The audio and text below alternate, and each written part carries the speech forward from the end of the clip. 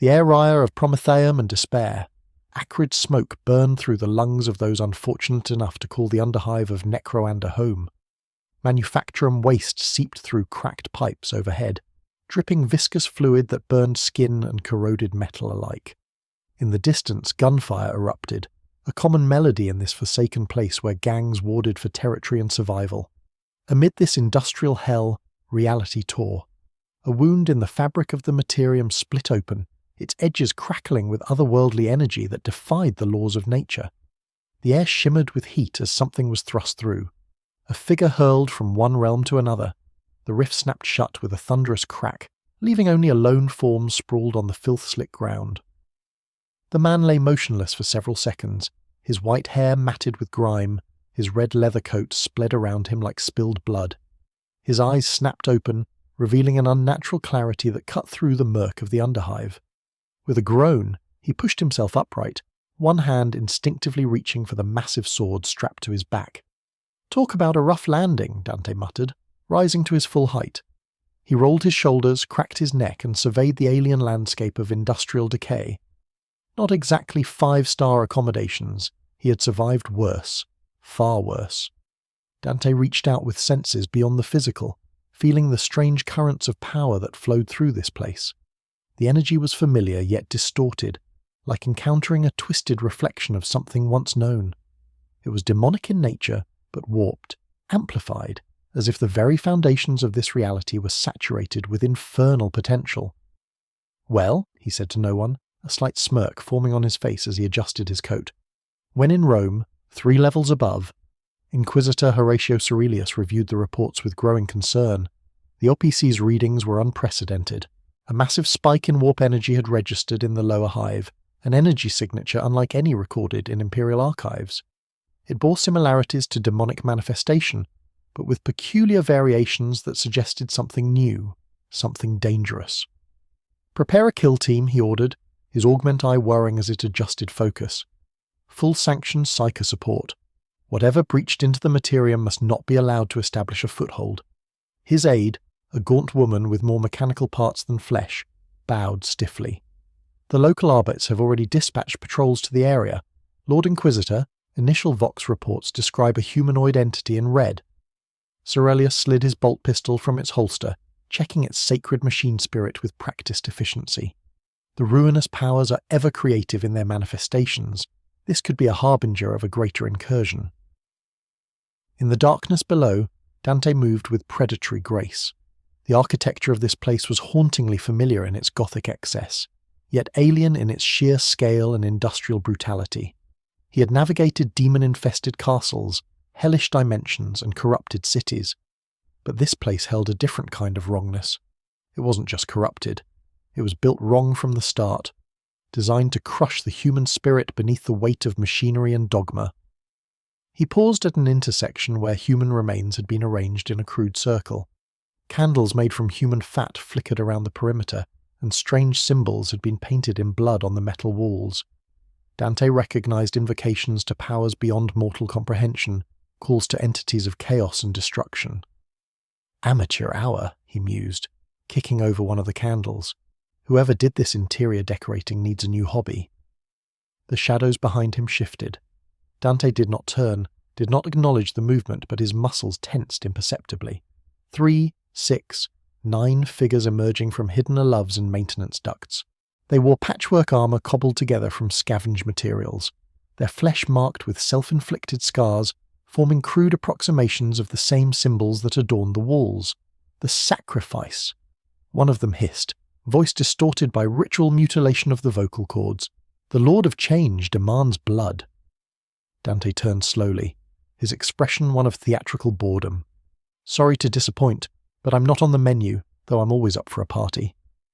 The cultists advanced, revealed now in the dim light of the remaining candles. Some clutched rusted blades, others held primitive firearms. All bore the marks of corruption, their bodies twisted by exposure to energies mankind was never meant to harness.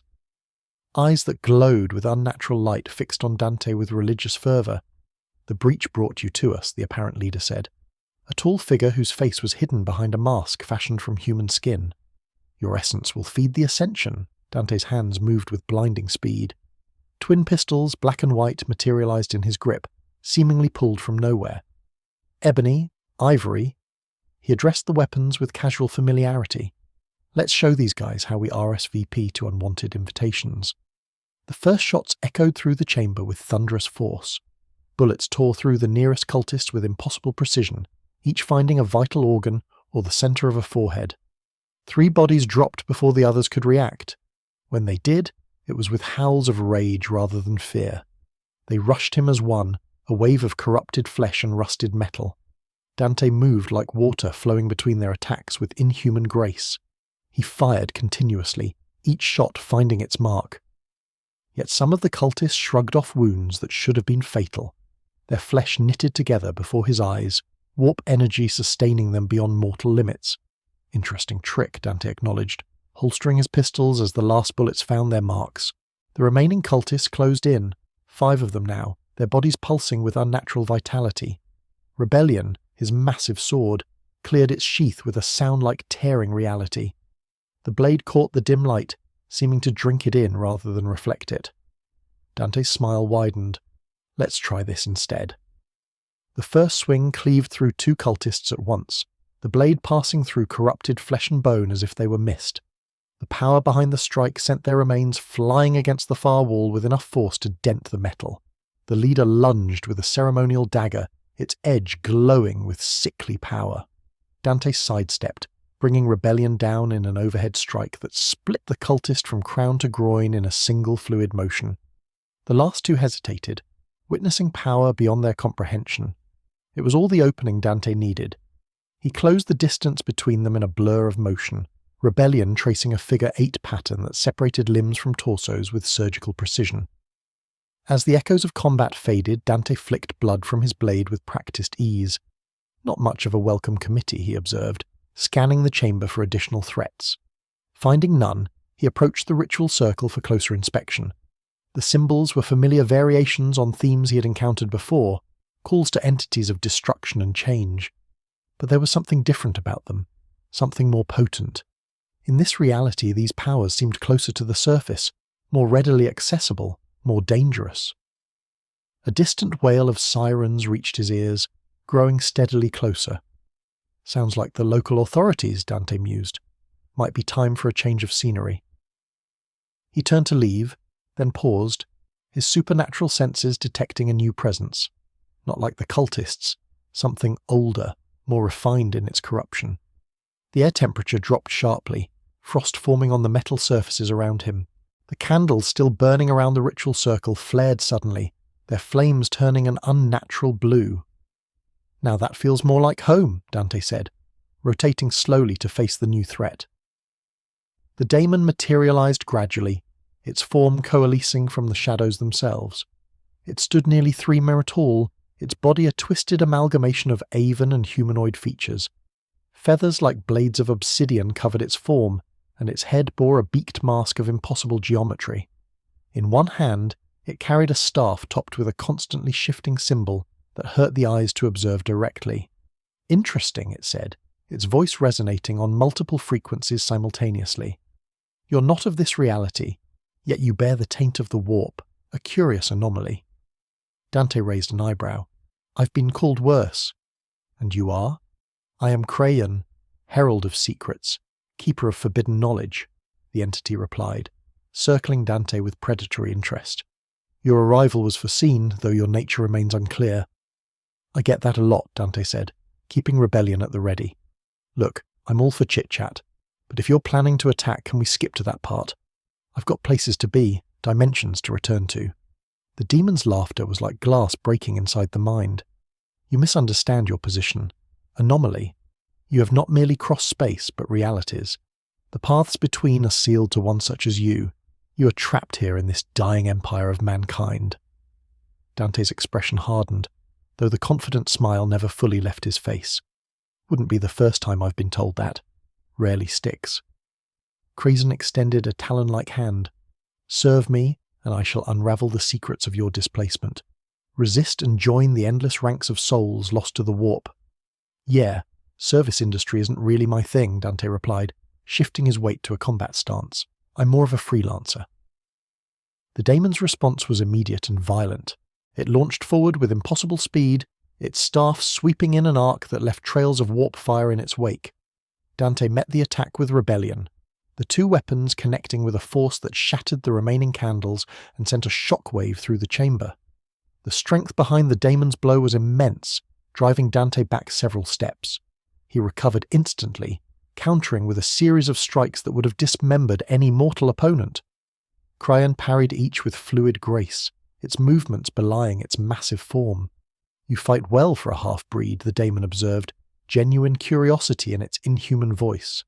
"Your blood sings with power akin to our own, yet there is something different." "What manner of creature are you?" Dante answered with action rather than words. He feinted with rebellion, then drew ebony with his free hand, firing point blank at the demon's masked face. The bullet struck true, but seemed to pass through the entity like smoke leaving no mark. "Conventional weapons cannot harm me in this realm," Cryon mocked. "I am ascendant here. Let's test that theory," Dante replied, holstering the pistol and gripping rebellion with both hands. The sword began to glow with internal energy, responding to its wielder's will. Dante channeled his demonic heritage into the blade, transforming it from merely exceptional steel into a conduit for power beyond mortal understanding. When he struck again, the difference was immediate and dramatic. Rebellion carved through the daemon's defences, drawing a line of ethereal fire across its chest. Cryon shrieked in genuine pain and surprise, retreating several steps as Eeyore that seemed to defy physical laws dripped from the wound. "Impossible," it hissed, its form fluctuating slightly, reality struggling to contain its true nature. "What power is this?" Dante pressed his advantage, unleashing a barrage of strikes that forced the daemon further back. Each impact of his empowered blade sent sparks of conflicting energies cascading across the chamber. The walls themselves began to warp and buckle under the strain of containing such power. "Just a little family heirloom," Dante said, his voice tight with exertion despite his casual words. "My father was big on passing down traditions." Cryon abandoned defense for offense, lashing out with sorcerous energies that manifested as chains of blue lightning. They wrapped around Dante's sword arm, searing through his coat and into the flesh beneath. The pain was intense, but Dante had endured worse, much worse. With a grunt of effort, he pulled against the magical bindings, his own demonic power flaring to counter the demon's sorcery. The conflicting energies created a cascading reaction. The ritual circle beneath their feet ignited with power, never intended by its creators, feeding on the clash of otherworldly forces. The entire chamber began to shake violently, support structures groaning under impossible stresses. "This vessel cannot contain our battle," Cryon warned, its confidence replaced by genuine concern. "You will destroy this entire sector with your recklessness." "Wouldn't be the first time I've brought the house down," Dante replied, though he too recognized the danger. The energies they were unleashing were highly unstable, especially in this strange reality where the barriers between dimensions seemed thinner. Above them, heavy footfalls announced the arrival of armoured figures. Beams of light cut through the smoke and dust, illuminating the confrontation below. Voices barked orders in a harsh, unfamiliar language that nevertheless carried the unmistakable tone of military authority. "Looks like we've got company," Dante observed, not taking his eyes off the daemon. Crayon's form began to dissolve at the edges, pulling back into the warp. "We shall continue this dance another time. Anomaly, your presence here has already set greater wheels in motion. The change you bring cannot be undone." Before Dante could respond, the demon collapsed into itself, vanishing with a thunderclap of imploding air that staggered even him. The ritual circle flared one final time, then went dark, leaving only scorched metal where the intricate symbols had been. Dante turned toward the new arrivals, rebellion still humming with power in his grip. The smoke cleared enough to reveal figures in heavy carapace armor, their weapons trained on him with unwavering precision. At their center stood a tall man in an ornate coat, his left eye replaced by a mechanical device that whirred as it focused. "In the name of the God Emperor of mankind," Inquisitor Cerelius declared, his bolt pistol leveled at Dante's head, "you will surrender for examination and judgment." Dante assessed the situation with the rapid calculation of one who had faced impossible odds countless times before. These were not demons, not in the traditional sense, though he sensed something off about them. They were human mostly, and he had no quarrel with them. With a theatrical gesture, he sheathed rebellion on his back. "Sorry about the mess," he said, gesturing to the destruction around them. "Had a little disagreement with the previous tenant. Big guy, feathers, bad attitude." The Inquisitor's expression remained impassive. "You will come with us willingly or by force. The choice is yours, but be aware that resistance will be considered confirmation of heretical intent." Dante spread his hands in a gesture of mock surrender. "Well, when you put it like that, how can I refuse such a charming invitation?" 2 Arbites moved forward with restraints, while others maintained their aim on the white-haired stranger. Curelius watched with calculated intensity, his augment eye recording every detail of this anomaly for later analysis. The readings from his wrist aspects were confounding. The being before him registered as simultaneously human and something else, something that caused the device's machine spirit to offer contradictory classifications. As the first Arbit approached, Dante allowed himself to be secured, though his relaxed posture and amused expression made it clear this was his choice rather than their victory. The second Arbite moved to take his weapons, reaching first for rebellion. "I wouldn't do that if I were you," Dante advised casually. "She doesn't play well with strangers." The Arbite hesitated, looking to Cerelius for direction. The Inquisitor nodded curtly. "Take the weapons, all of them." As the Arbite's hand closed around Rebellion's hilt, a surge of energy coursed through the connection. The man screamed, his body convulsing as power beyond his comprehension flowed into him. He collapsed, smoke rising from his armoured gauntlets. "Told you," Dante said with a shrug. Cerelius raised his hand, halting the other Arbites who had tensed to fire. The weapons remain with him for now, he decided, his voice cold with calculation rather than mercy. "We will deal with them under more controlled conditions."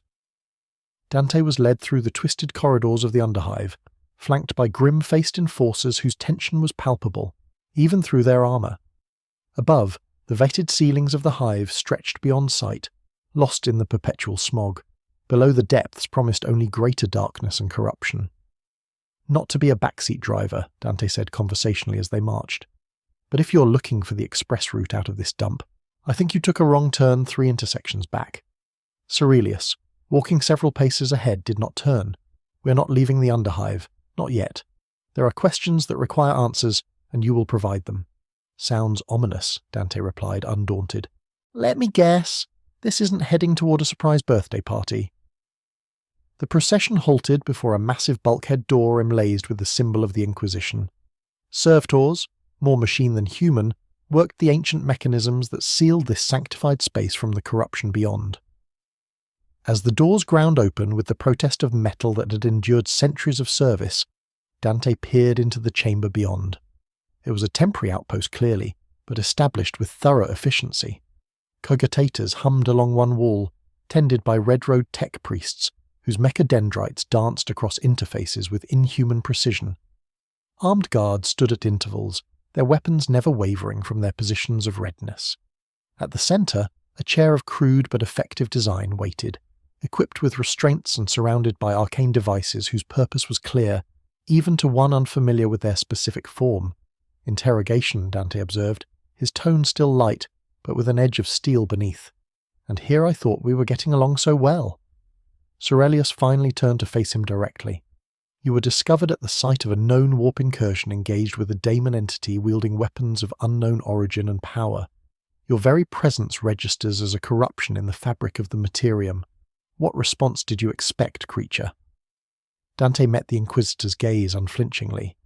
"In my experience, a thank you is customary when someone deals with your daemon problem, but I guess customer service standards vary by dimension." "Secure him," Curelius ordered, gesturing toward the chair. As the Arbites moved to comply, the lights throughout the chamber flickered. The tech priests paused in their rituals, heads tilting in unified confusion. A low, rhythmic thumping began to resonate through the metal floor, growing steadily in intensity. "Your reinforcements?" Dante asked Cerelius, though he already suspected the answer. The Inquisitor's expression darkened. "Silence," he commanded, activating his Vox unit. "All units, report status." The only response was static, punctuated by what might have been screams in the distance. The thumping grew louder, now clearly recognizable as massive footsteps approaching with deliberate, inexorable purpose. Aurelius drew his bolt pistol once more. "Battle stations," he ordered. "Prepare for possible warp entity breach." Dante sighed dramatically. "You know, if you'd just asked nicely, I could have told you those cultists probably had friends. Big angry friends who don't take kindly to party crashes." The bulkhead that had sealed behind them buckled inward with a screech of protesting metal. A second impact dented it further, the reinforced door beginning to fail under impossible strength. The third blow tore it from its moorings entirely, sending the massive barrier crashing into the chamber. Standing in the ruined entryway was a monster that dwarfed even the daemon Dante had faced earlier. Its form was vaguely humanoid but grotesquely distorted, muscle and sinew bulging beyond anatomical possibility. Its skin was the colour of bruised flesh covered in baroque symbols that writhed across the surface as if alive. A head that was more bestial than human surveyed the chamber with eyes that burned with malevolent intelligence. "Bloodthirst," one of the tech priests whispered, the word laden with fear, even through his vox-modulated voice. "Greater Daemon of Khorne," Aurelius confirmed grimly. "All personnel, enact banishment protocol Epsilon, purge the coitators, and prepare the sanctified charges." Dante assessed the newcomer with professional interest. "Let me guess," he said to no one in particular. "Anger management issues, probably compensating for something with that size. Definitely not here for peaceful negotiations." The daemon's roar shook the very foundations of the chamber, dust and debris raining from the ceiling as ancient support struts protested the sonic assault. With a speed belying its massive bulk, it charged into the chamber, a massive axe materializing in its grip from streams of blood that flowed from its own flesh. The Arbites opened fire as one, a fusillade of lust bolts and solid slugs impacting the daemon's hide with minimal effect. Where they did penetrate, the wounds sealed almost instantly, warp energy knitting corrupted flesh with contemptuous ease. Aurelius fired his bolt pistol with practiced precision, each mass reactive round finding a vital point that would have failed any mortal creature. Against the bloodthirst they were mere irritants, drawing its attention rather than slowing its advance. The daemon swung its axe in a horizontal arc that threatened to bisect half the chamber's defenders in a single blow. Those too slow to duck or dive aside were cut down, their armour offering no more protection than parchment against the warp-forged weapon. "I'm going to consider those restraints optional at this point," Dante announced, his hands already free, though he had not visibly struggled against them. He rolled his shoulders casually, as if preparing for nothing more strenuous than a morning stretch. Aurelius, diving behind a coitator bank for momentary cover, had no opportunity to object. The daemon was carving through his forces with brutal efficiency, each swing of its axe claiming multiple lives. The tech priests were frantically working to enact whatever banishment protocol had been referenced, but it was clear they would not complete their task in time. Dante stepped forward directly into the path of the rampaging daemon. "Hey, Big Red," he called out, his voice cutting through the chaos with supernatural clarity. "Why don't you pick on someone your own size, or at least someone in your weight class?" The bloodthirst paused in its slaughter, blood-slick head swiving to focus on this new challenger. Its eyes narrowed, nostrils flaring as it scented something unusual, something that did not belong in this reality. With another earth-shaking roar, it charged toward Dante, axe raised high for a killing blow. Dante waited until the last possible moment before moving. Not a dodge, not a retreat, but a leap directly toward the attacking daemon. He sailed through the air with impossible grace, clearing the axe's arc and landing on the demon's massive forearm. From this precarious perch he ran up the limb toward the creature's head, drawing rebellion as he went. The bloodthirst bellowed in rage, trying to dislodge this impotent insect with violent shakes of its arm. Dante maintained his balance effortlessly, as if gravity itself bent to his will. When he reached the demon's shoulder, he launched himself higher still, rebellion held in both hands above his head. "Going down," Dante quipped, as he brought the massive sword down with all his strength, directly into the junction between the demon's neck and shoulder. Rebellion bit deep, far deeper than any mortal weapon should have penetrated demonic flesh. The bloodthirst's roar transformed into a shriek of genuine pain. As black ichor erupted from the wound in a pressurized spray, it reached for Dante with its free hand, massive talons seeking to crush this unexpected threat. Dante abandoned his position, kicking off from the daemon's body and back flipping through the air to land in a perfect three-point stance several meters away. He rose slowly, rebellion resting casually on his shoulder, despite the icer that now coated its length. "That got your attention," he observed, a challenging grin spreading across his face. "Want to try that again, or should I pencil you in for a second appointment?" The bloodthirst's response was a bellow of pure hatred. It charged again, but with more caution this time, its axe held defensively across its body. This was no mindless berserker. Despite its allegiance to the blood god, it recognized a genuine threat when it encountered one. Curelius watched from cover, his augmentatic eye recording everything, while his human one struggled to process what he was seeing. The stranger moved like no human he had ever witnessed, with a speed and grace that bordered on the impossible. More concerning still was the effect his weapon had on the daemon. Wounds inflicted by mortal weapons, even those blessed by the ecclesiarchy, typically closed rapidly on creatures of such power. The gash left by the red-coated figure's sword continued to bleed freely, showing no signs of supernatural healing. "Throne of Terror," the Inquisitor whispered. "What manner of being are you?" Dante and the bloodthirst circled each other in the centre of the chamber, other combatants forgotten in this clash of otherworldly powers. The daemon probed with quick strikes of its axe, testing Dante's defences rather than committing to all-out attack. Dante parried each blow with precision, the impact of the massive weapon against his sword sending shockwaves through the chamber that cracked coitator screens and knocked the unwary from their feet. "Is this really the best you can do?" Dante taunted, his breathing still even, his movements fluid and unhampered. "I fought garden gnomes with more punch." The daemon responded with a complex series of attacks, its axe blur of motion as it sought to overwhelm its opponent through sheer speed and ferocity. Dante matched it, move for move, rebellion singing through the air as it intercepted each strike. Sparks cascaded around them with each impact, the conflicting energies of their weapons creating miniature lightning storms in the enclosed space. For nearly a minute they fought this way, neither gaining a decisive advantage. Then, sensing a momentary opening, Dante went on the offensive. He ducked under a horizontal swing and surged forward, rebellion tracing a silver arc that opened a second wound across the daemon's torso. Before it could counter, Dante was inside its guard, his free hand driving upward in a palm strike that connected with the creature's jaw with enough force to snap its head back. Staggered, the bloodthirst took 2 steps backward, its hooved feet crushing debris and fallen bodies alike. It shook its massive head, disoriented not just by the force of the blow, but by the nature of the energy behind it. This was no mortal it faced, nor a servant of the rival chaos gods. This was something new, something that did not belong in the careful balance of power that defined this reality. "Enough games," it growled, its voice like the grinding of tectonic plates.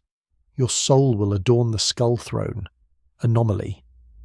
The demon's form began to shimmer, warp energy coalescing around it in a crimson aura that hurt the eyes to observe directly. It was drawing deeply on the powers of the warp, channeling energies that threatened to tear apart the thin veil between dimensions. Dante recognized the danger immediately, he said, his casual tone belied by the sudden tension in his stance.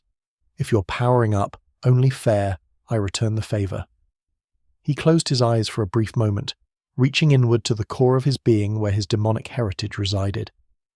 In this strange reality, that power responded differently, resonating with the ambient energies of what the locals called the warp. It rose within him like a tide, transforming him from within.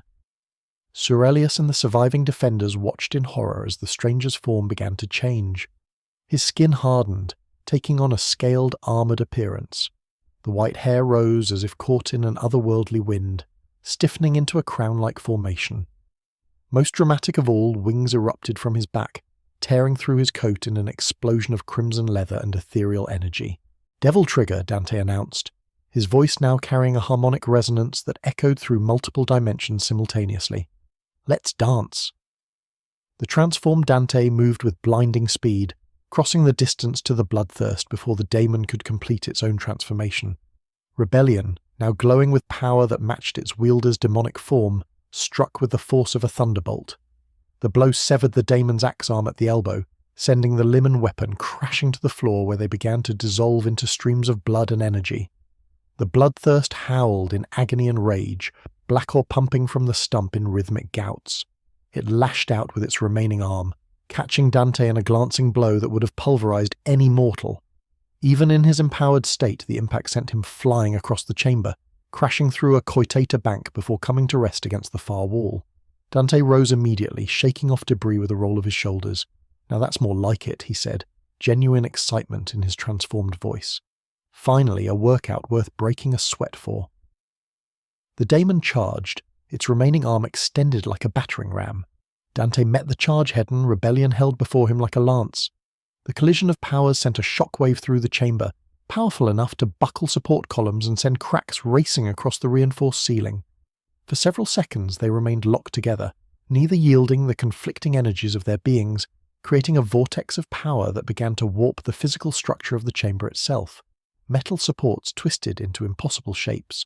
Gravity fluctuated, causing loose objects to float momentarily before crashing down again.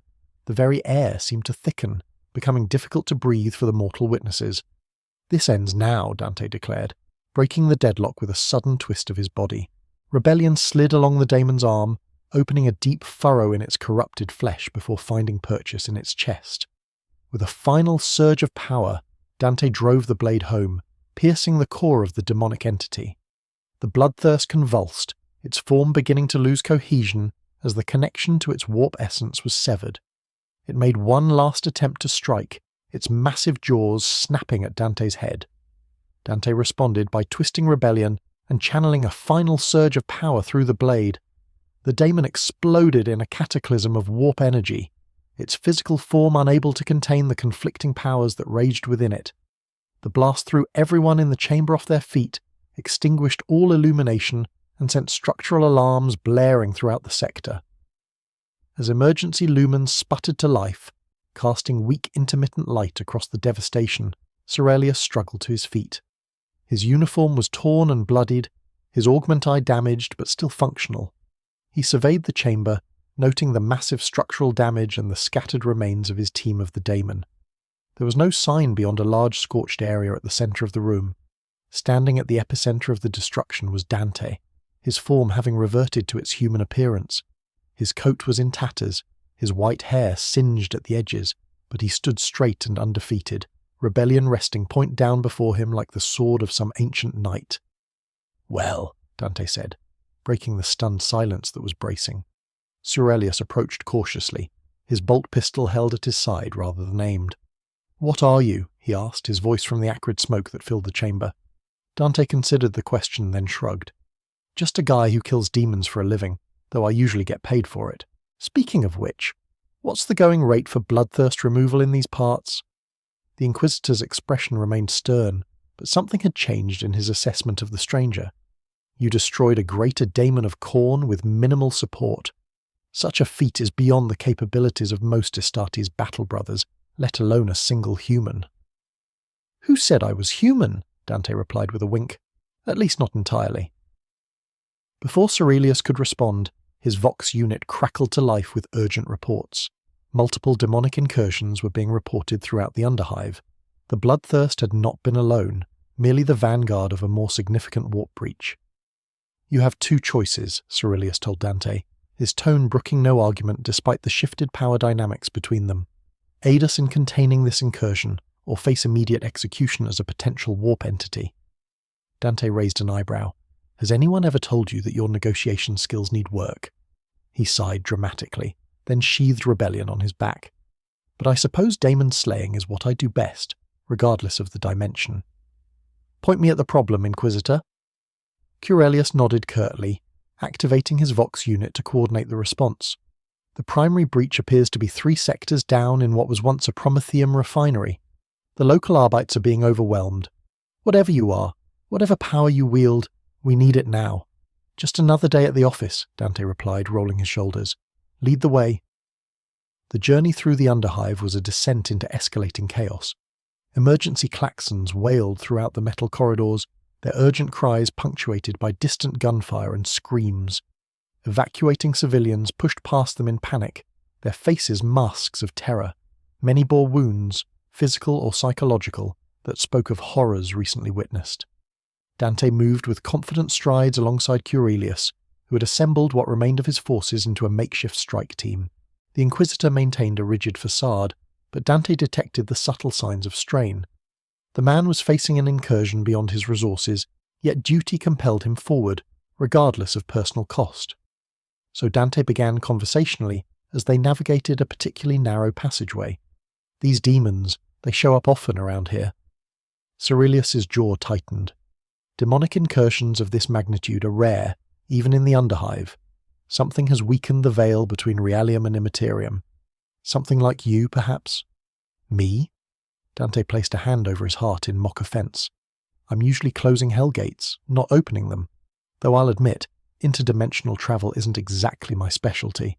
Their exchange was cut short as they emerged onto a broad thorough that offered a direct view of their destination. The Prometheum refinery loomed ahead, a massive industrial complex of towering columns and tangled pipework. Once a critical infrastructure node, now it stood as a gateway to hell itself. The air around the facility shimmered with unnatural heat, creating a mirage-like distortion that bent light and warped perception. Streams of energy coalesced and dispersed in patterns that defied physical laws. At the center of the complex, a pillar of crimson light erupted skyward, punching through multiple levels of the hive's superstructure toward the distant unseen sky. That Dante observed is definitely not standard industrial operation. Scattered across the approaches to the refinery were the remains of the initial response force. Arbite's vehicles lay shattered and burning, their armoured hulls torn open like paper. Bodies in carapace armour were strewn about, many dismembered or displaying wounds that defied conventional weaponry. Cerilius surveyed the carnage with grim determination. The refinery connects to the primary Prometheum distribution network for this entire hive spire. If the Damons gain control of it— Boom! Dante finished for him. I get the picture. Big explosion. Lots of casualties. Probably a few orphans. Standard Tuesday for you folks, I'm guessing. The Inquisitor shot him a cold glare. This is not a matter for levity, creature. Billions of souls depend on our success. Dante's expression sobered slightly. Trust me, Inquisitor. I know exactly how high the stakes are. I just find it easier to work with a smile than a grimace. They advanced cautiously toward the refinery perimeter, using the scattered wreckage as cover. Cerilius's remaining troops, a mix of Arbetes and his own inquisitorial stormtroopers, moved with disciplined precision despite their depleted numbers. As they approached, they encountered the first wave of resistance. They were human once, or something close to it. Now they were vessels for warp corruption, their flesh twisted into new and horrific forms. Some bore additional limbs that ended in bony blades or pincerous claws. Others had skin that rippled with unnatural musculature, or was stretched tight over grotesquely enlarged skulls. All moved with the jerky, uncoordinated motion of puppets controlled by entities with no understanding of human anatomy. Possessed. Cerilius spat the word like a curse. The cultists have given themselves to the warp. Bad career move, Dante commented, drawing ebony and ivory. Let me handle the welcome party. Before Curelius could object, Dante was in motion. He crossed the distance to the first wave of possessed with supernatural speed, his twin pistols barking in a rhythmic percussion that sent blessed ammunition tearing through corrupted flesh. Where the Arbetes had struggled to put down even single possessed with sustained fire, Dante's bullets found vital points with unerring accuracy, dropping the warped humans with efficiency that bordered on artistry. He moved through their ranks like a dancer, each step precisely calculated, each shot finding its mark.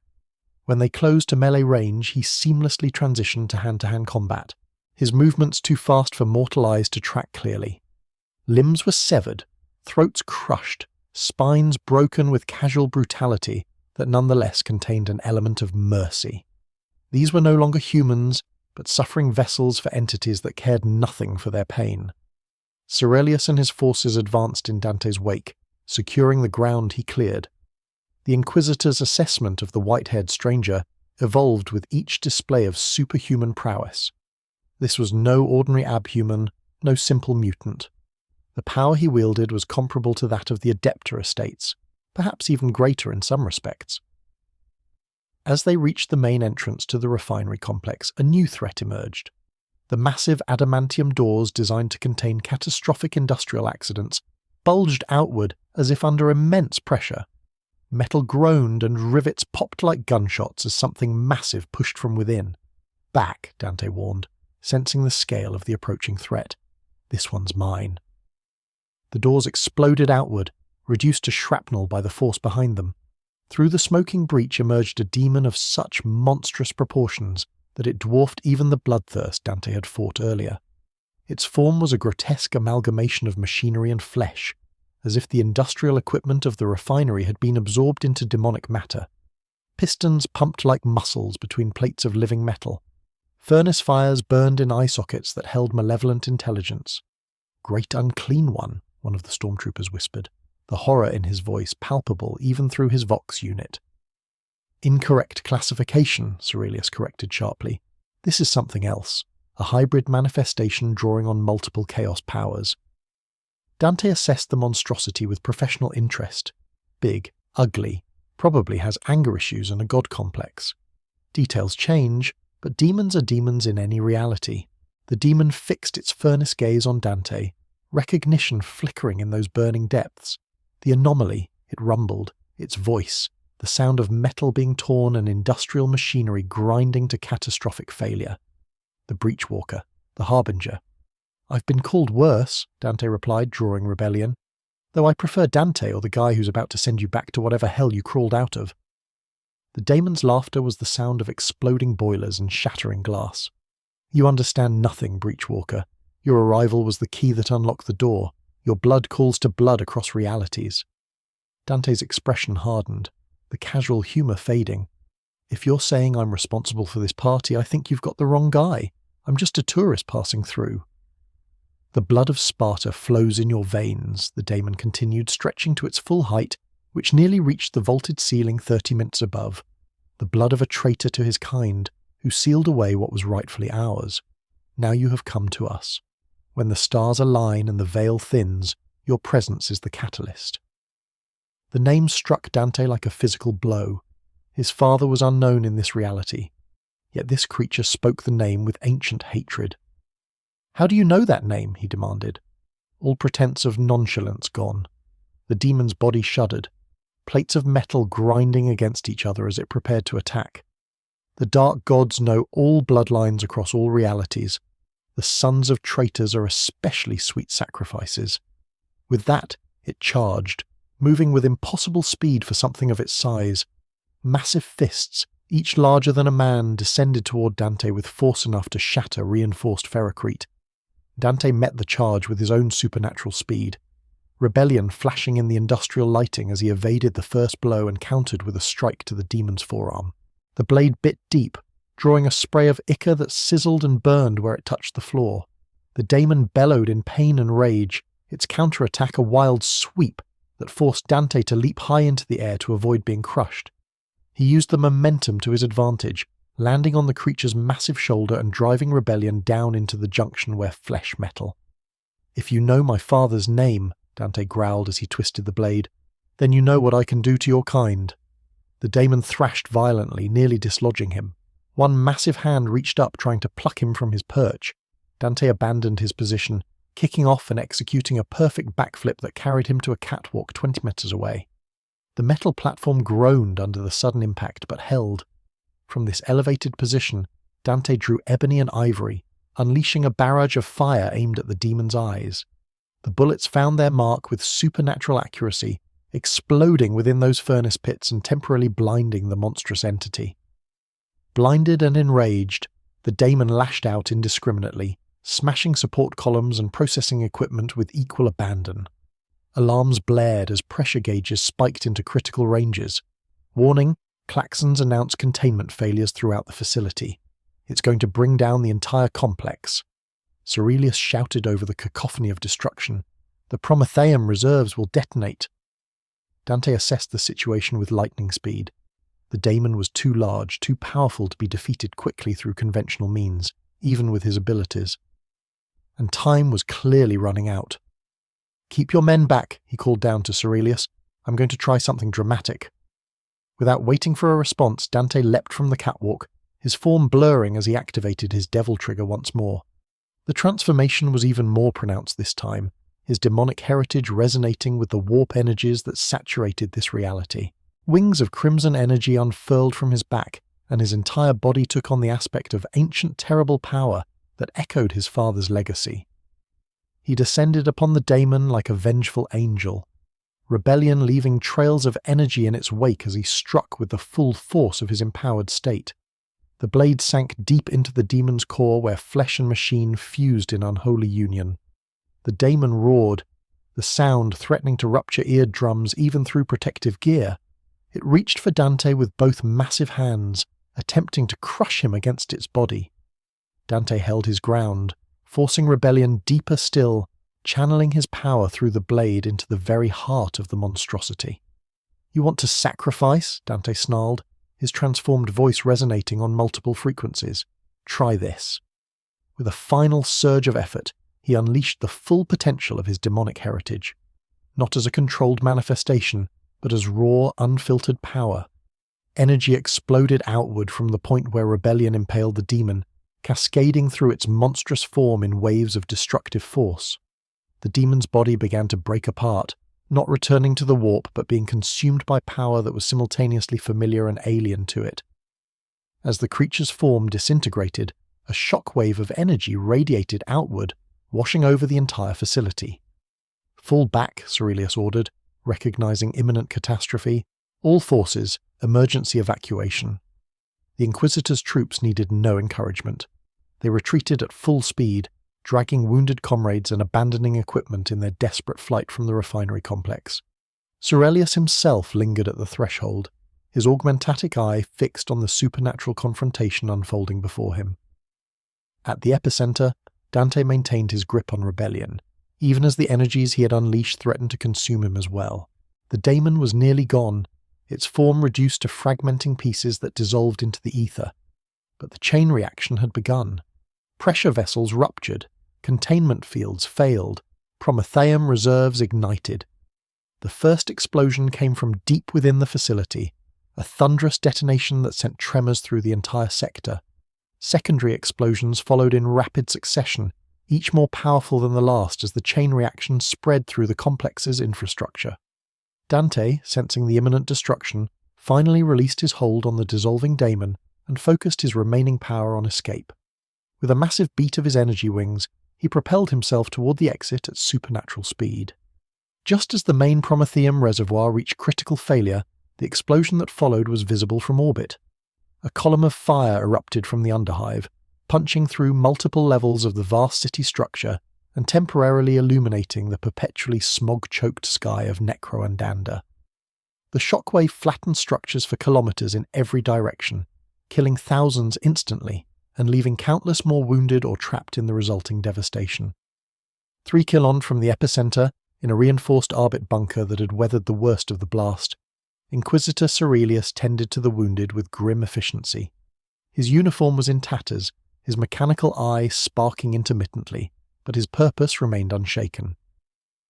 When the blast doors ground open to admit a final straggler, he turned with pistol raised, taking no chances in the aftermath of such corruption. Dante stumbled in, his coat reduced to shreds, his white hair singed and darkened with soot. Rebellion remained strapped to his back, seemingly unharmed despite the cataclysm. He offered a weary smile to the assembled survivors. "Did I miss anything?" he asked, his voice but unbroken. Cerilius lowered his weapon slowly. "The daemon toast," Dante confirmed, "dropping heavily onto a supply crate along with most of your industrial infrastructure from the looks of it. Sorry about that. Collateral damage isn't usually my style, but options were limited." The Inquisitor studied him with calculating intensity. The warp readings are stabilizing. Whatever breach existed appears to be sealing itself naturally without the daemon's presence to maintain it. "Good news then," Dante said, running a hand through his disheveled hair. "Crisis averted. World saved. Only moderate apocalyptic destruction. I'd call that a win." Cerilius was not so easily satisfied. The daemon spoke of your blood, your lineage. It claimed your very presence was the catalyst for the incursion. Dante's expression sobered. "Yeah, about that. Where I come from, my family has a complicated history with the demon world. Seems some grudges transcend dimensional boundaries. You claim to be a demon hunter, yet you wield powers akin to the very entities you fight," Cerilius observed, his tone carefully neutral. "Such paradoxes are dangerous in the Imperium of man." "Look," Dante said, straightening, "I don't know much about your Imperium or its rules. Where I come from, I kill demons, protect humans, and occasionally save the world. The fact that I can tap into demonic power is just a family trait that comes in handy for the job." Before Cerelius could respond, a tech priest approached, his red robes scorched and torn, mecha-endrites twitching with agitation. "Lord Inquisitor, we have detected a new anomaly. The energy patterns match those recorded at the stranger's arrival." Dante perked up immediately. "Another rift like the one that brought me here?" The tech priest inclined his head in affirmation. "The signatures are identical, though the scale is significantly larger. It appears to be forming in the ruins of the Prometheum refinery." "Well then," Dante said, rising to his feet with renewed energy. "Sounds like my ride home might be arriving." Cerelius's expression remained impassive, but his mind worked furiously behind that stoic facade. This being, this Dante, represented both immense potential and terrible risk. His power against the demons was undeniable, a weapon that could serve the Imperium well in its eternal war against the ruinous powers. Yet that same power marked him as dangerous, potentially corrupting, and certainly beyond easy control.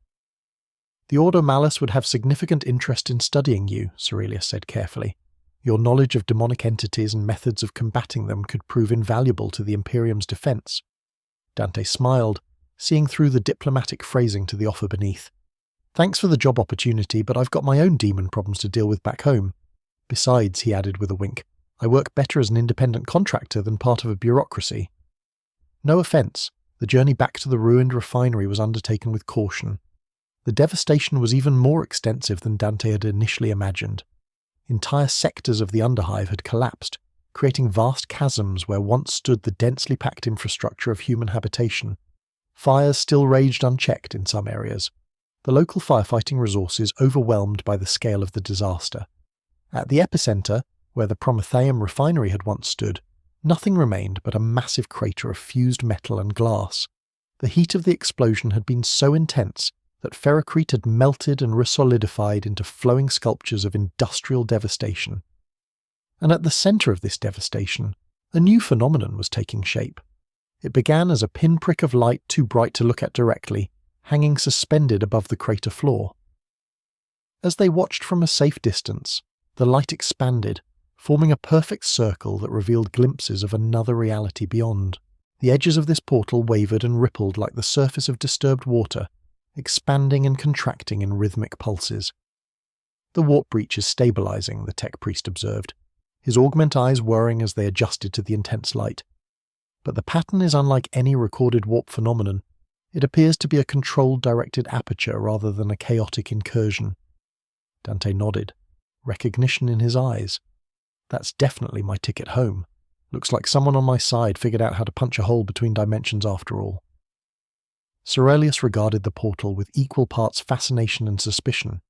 If this truly leads to another reality rather than the warp itself, it represents a phenomenon unknown to Imperial science. "Trust me," Dante said. "You don't want to start regular interdimensional tourism. Every reality has its own brand of trouble, and mixing them together just multiplies the headaches." As he spoke, the portal pulsed more intensely, expanding to nearly 10 miles in diameter. Through its shimmering surface, indistinct figures could be seen moving on the other side, their forms distorted by the dimensional barrier. "Time for me to go," Dante announced, adjusting what remained of his coat. "It's been educational." Cerelius extended his hand, a gesture that seemed to surprise even him. "The Imperium owes you a debt, Dante, whatever you are. You fought alongside us when you could have added to our troubles." Dante accepted the handshake with a firm grip. "Next time you have a demon problem, try looking for the solution closer to home. Sometimes the best weapon against darkness is someone who understands it from the inside." He turned toward the portal, rebellion secure on his back, the twin pistols ebony and ivory holstered at his sides. With each step toward the dimensional gateway, his form seemed to grow more distinct, more real, as if he were returning to his proper place in the multiverse. At the very edge of the portal, he paused and looked back one final time at Cerelius and the assembled Imperial forces. With a theatrical bow and a flash of his trademark smirk, he offered a final quip. "If any of your Chaos Gods come knocking on my door, tell them to bring better party games next time." With that, he stepped through, his form dissolving into the blinding light. For a brief moment, the portal flared with impossible brightness, forcing all observers to shield their eyes.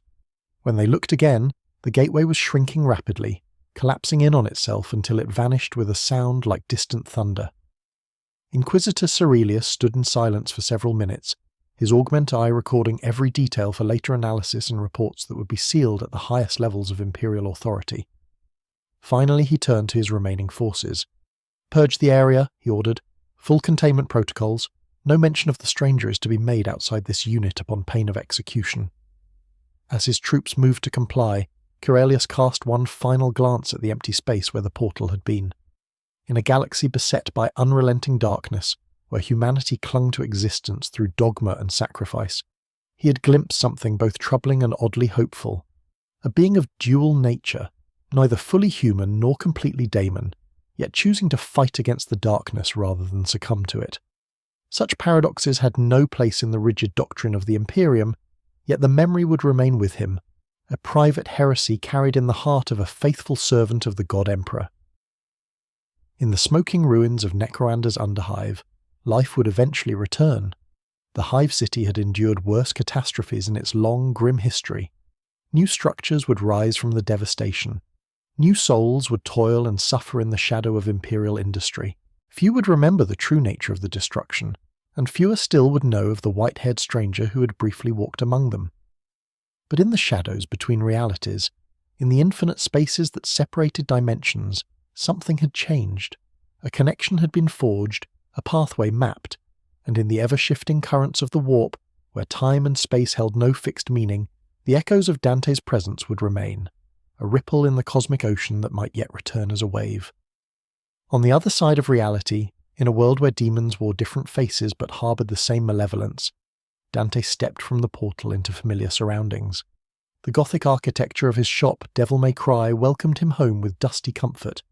Trophies of past hunts adorned the walls, testament to a lifetime spent battling the infernal. He shrugged off the remains of his coat, tossing it onto his desk before dropping into his chair and propping his boots up. A pizza box lay nearby, the contents long, cold, but still edible by his undemanding standards. "Hell of a trip," he murmured to himself, retrieving a slice.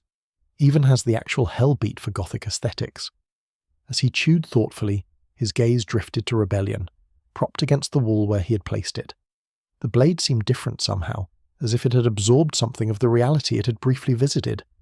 A faint energy clung to its edge, reminiscent of the warp powers it had tasted. Dante's expression grew serious for a moment, contemplating the implications. Then, true to form, the gravity passed, replaced by his customary smirk. "Next time," he declared to his empty shop, "I'm charging overtime for interdimensional demon slaying." Outside, thunder rolled across the night sky, as if in answer. The storm was coming, as it always did. But for now, the hunter rested, content in the knowledge that darkness had been pushed back once more in this world and another. The battle eternal continued across realities without end.